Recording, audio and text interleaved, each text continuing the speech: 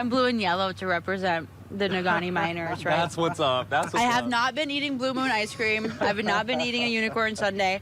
But another take, Blue Moon ice cream is so underrated for adults to eat. So good. That's not a flavor that I often revisit. I'm having trouble diving into this one a little. It's delicious, but I see the face, and I'm like, you know what I mean? I've just got to do it. See, it's...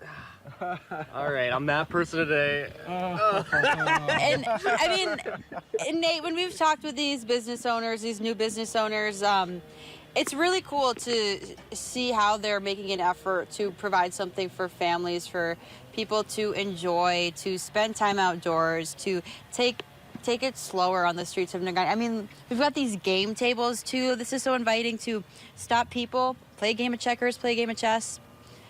What other efforts are going on here in Negaunee Street? Now we've kind of made our way to the end. We're in Tobin Place. Yeah, so we're in Tobin Place right here. We want to make this area more inviting. It abuts our park over here, and we want to kind of entice people to invest in these buildings down here. And this is actually one of the best success stories of our overall project. You know, 2 new businesses down here, then also you're just at Slapshot. So we're seeing a lot of investment on this end of town that we were kind of really projecting was going to happen later.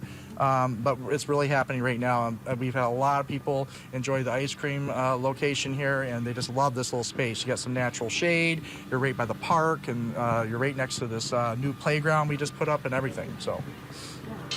That playground's right over there. There's kids enjoying it already. Sun shining down on Well, it. I love how close it is to the trail, too. Like, I think that's really something that it makes it a lot easier to get to and accessible. Absolutely. That's why we chose that location, and actually it's next to the pavilion as well. So once we clean up the tree line a little bit, people will be able to see their kids playing in that playground. They're having family reunion or other events. But yeah, it's just very inviting. It adds additional opportunities for people to congregate down here in downtown Negaunee.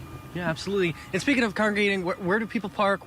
How do we, take advantage of this? Well, there's all kinds of parking. We know that the parking lines are not out right now, but that will be happening here at the end of the month. So one of the biggest things, a little bit of a myth out there, is we lost parking. We did not lose parking in downtown Negaunee. We had 109 spaces. We are ending with 109 spaces, and we'll actually have a few more over my shoulder to the left, over by Bar's Bar. There will be a parking lot installed. It'll be gravel, and that's really to provide additional parking for events that are happening downtown, including the VFW post and other events that are near here, like a wedding venue and things of that nature. I mean, more parking, that's always huge in a budding city. I see cars lined up down the streets for events here in Negaunee all the time. That is all the time we have for today on Upper Michigan Today, though. I wanted to thank you for joining us here. I wanted to thank you for tuning in. We'll see you tomorrow.